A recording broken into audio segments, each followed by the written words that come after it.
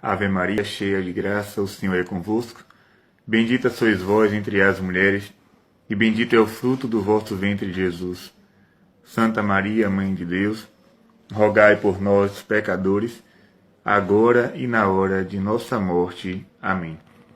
Então, meus irmãos, nós estamos aqui para mais uma catequese, e o pessoal está aí chegando, né? O Pablo Castro, Dalila Santos, Carlos, o Igor, a Renata, a Deisilane, Mateus Silva, todo o povo de Deus aí chegando. Deus abençoe a cada um de vocês que estão aí assistindo essa live. O que me levou a fazer essa breve catequese foi a má formação de muitos católicos do nosso país. Às vezes eu abro o Facebook e me assusto com certos comentários de pessoas que se dizem católicas, de pessoas que estão dentro da igreja. São comentários absurdos. São heresias em cima de heresias. E a mais nova moda agora no meio católico é mais Deus, menos religião. O que é isso? O que é que está por trás de uma frase como essa? Uma péssima formação teológica. Uma péssima formação doutrinária.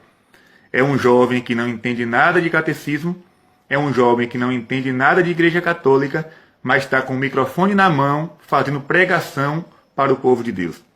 E isso é um problema sério. É um problema sério.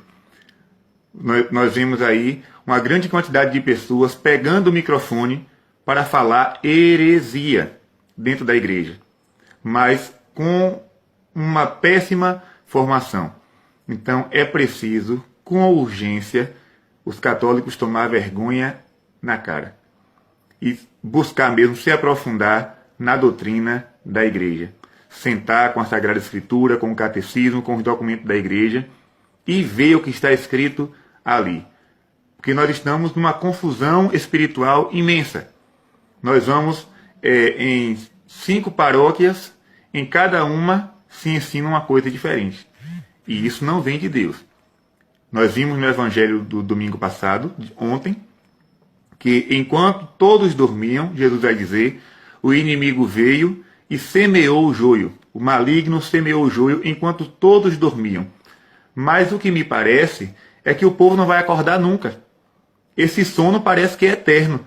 E o inimigo continua semeando o joio dentro da casa de Deus e o povo está dormindo. Ou está dormindo ou está fingindo dormir. Por quê? Se eu sei que uma pessoa não crê na presença real de Jesus na Eucaristia, se eu sei que uma pessoa não acredita na intercessão da Virgem Maria, como é que eu vou convidar tal pessoa para pregar dentro de um ambiente católico? Alguma coisa está errada. Ah, padre, mas o ecumenismo? Meu filho, minha filha, vai estudar o que é ecumenismo. Pega a Unitatis Redintegratio e vai ler aquele documento. E lá no comecinho do documento está a seguinte frase: Jesus Cristo fundou uma só igreja.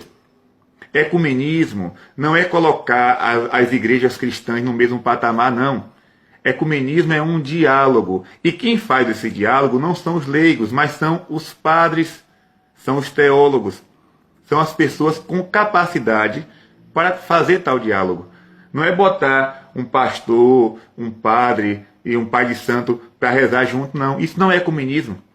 Então, nós estamos vendo aí uma verdadeira, perdão pela palavra, uma verdadeira esculhambação. E quando se faz alguma crítica, aí aparecem logo os defensores, né? Defensores não sei do que, mas teologia, zero. Formação doutrinária, zero. Não conhece nada de doutrina, mas quando pergunta qual é a tua religião, eu sou católico. Precisamos acordar. Porque nós vimos aí no passado a quantidade de teólogos que foram silenciados pela igreja, porque estavam ensinando barbaridades, ensinando coisas contrárias à fé. Só que agora nós estamos vendo aí os hereges pregando à vontade e não são silenciados. Ninguém mais se levanta. E se alguém falar contra, você é o intolerante. Você é o retrógrado. Não é questão de intolerância, filho. É questão de preservar a doutrina da fé.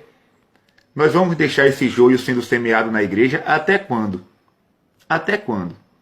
É triste saber que em algumas paróquias, algumas comunidades, quando tem esses encontros ecumênicos, as imagens de Nossa Senhora são tiradas. Ou seja, eu vou excluir a Mãe de Deus para acolher o quê? Para acolher o quê? Se Maria não pode estar presente, Jesus Cristo também não vai estar. Então, meus irmãos, é preciso ter muito cuidado. Muito cuidado. Nem todo mundo que abre a boca para dizer que é católico, de fato é. Às vezes, é o joio no meio do trigo. O joio e o trigo são muito parecidos. Coloque aí na internet depois o que é o joio e o que é o trigo. São idênticos. Se você chegar numa plantação de trigo, lá com o joio no meio, dificilmente você vai saber separar. Você só descobre quem é o joio e quem é o trigo quando está no período da colheita. Por quê? Porque o trigo ele amadurece e dá fruto. Já o joio não. O joio ele permanece do mesmo jeito e o único fruto que dá é uma bolinha seca que não serve para nada. Então o católico joio é aquele que nunca amadurece. Só fala em avivamento. Não, porque eu sinto a força do Espírito Santo, porque eu sinto um fogo, eu não sei que fogo é esse. Não sei que fogo é esse. Do Espírito Santo que não é. Porque se fosse fogo do Espírito Santo, te levaria a pregar a verdade. Se fosse fogo do Espírito Santo, te levaria a falar a doutrina da verdade. Mas esse fogo que faz o povo cair e levanta do mesmo jeito, esse fogo que faz a pessoa pular, chorar, se emocionar, oxe, isso aí acontece em qualquer show. Se, digamos, Roberto Carlos estiver cantando, quantas pessoas choram no show de Roberto Carlos e se arrepiam? Quantas pessoas choram e se arrepiam no show de Maria Bethânia? Foi o Espírito Santo que fez ele chorar e se arrepiar? Não. Foi simplesmente a emoção, a emotividade. Então, minha gente, é preciso ter muito cuidado. Eu não sou contra os encontros da renovação carismática, pelo contrário, eu faço parte da renovação. Ontem estive pregando em um seminário de vida e lá teve muita oração, teve muito clamor ao Espírito Santo, mas teve doutrina, teve explicação da verdade da fé, teve Bíblia, teve catecismo, teve pregação sobre a Eucaristia, teve pregação sobre confissão, sobre Nossa Senhora. Isso é o catolicismo de verdade. Você pode louvar, você pode clamar ao Espírito Santo, você pode sentir a unção do Espírito em você, mas você precisa conhecer aquilo que você acredita. Porque se você continua só nesse arrepio, só nesse sentimentalismo, só nessa epiderme, você não vai muito à frente não, viu? Lá na frente você pode se tornar um protestante, lá na frente você pode se tornar um espírita, pode se tornar qualquer coisa, menos católico. Então, buscar aprender. Em vez de ficar gastando dinheiro com bobagem, chega aí num site católico, numa livraria católica e pesquisa livros sobre os sacramentos, livro sobre a questão do ministério petrino, livros sobre a formação catequética, sobre a Eucaristia, coisas que te ajudem a crescer.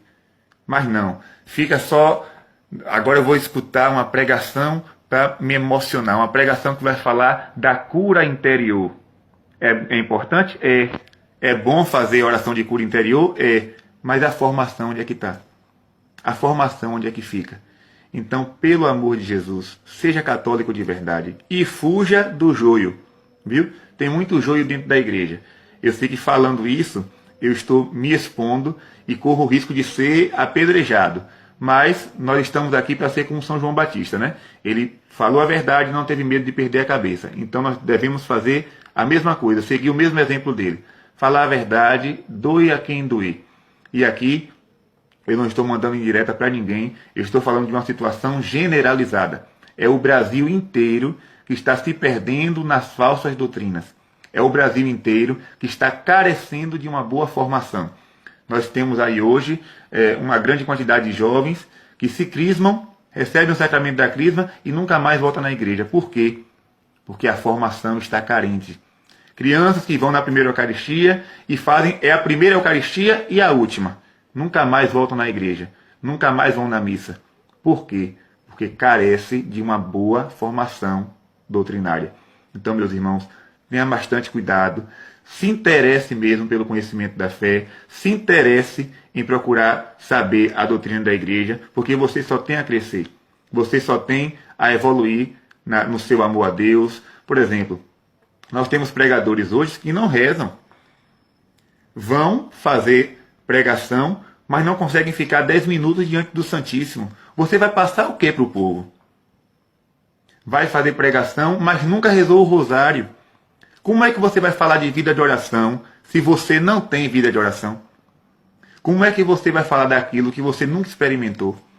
Então, tome bastante cuidado. Não fique seguindo pessoas, e eu estou me incluindo nisso aqui, porque as pessoas também têm esse negócio, né?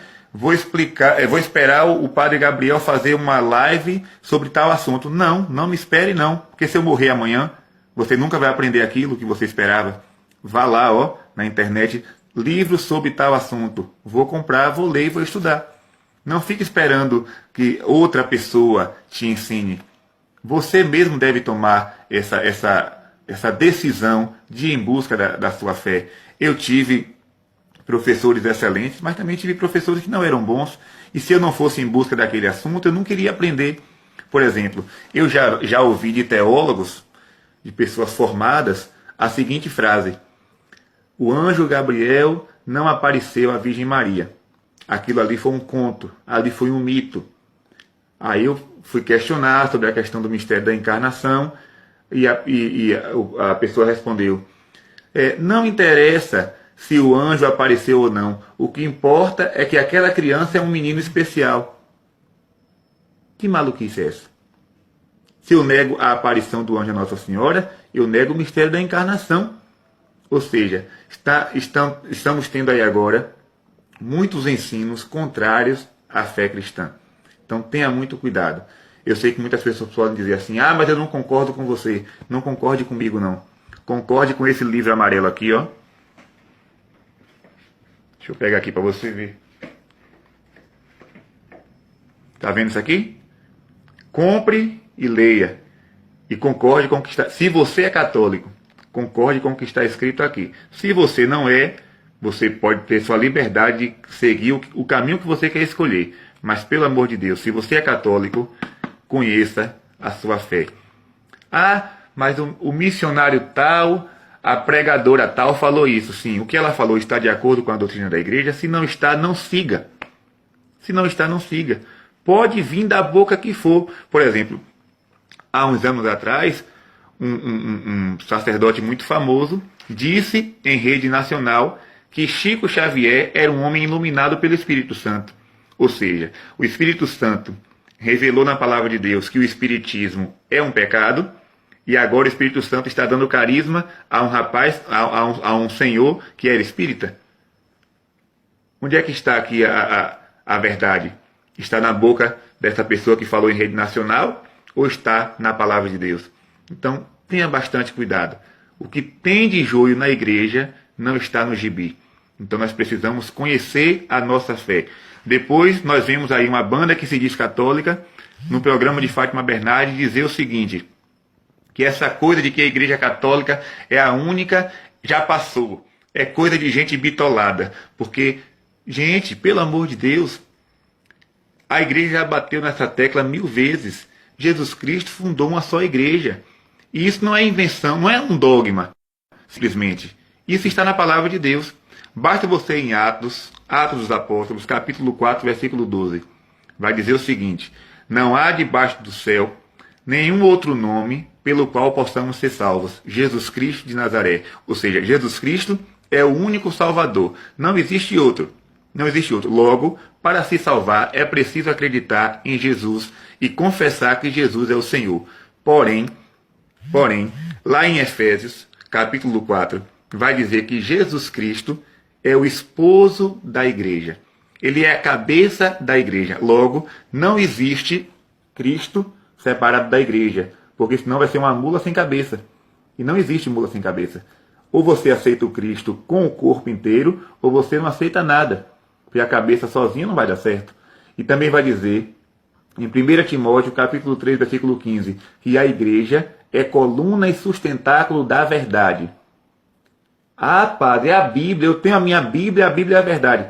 A Bíblia diz que a igreja é coluna e sustentáculo da verdade. Então, você tem que aceitar o Cristo e aceitar a sua igreja.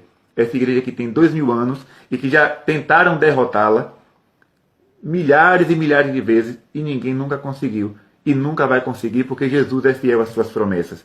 Então, estude, conheça a sua fé. Deus te abençoe, te dê uma noite de paz e te dê uma boa semana. Amém.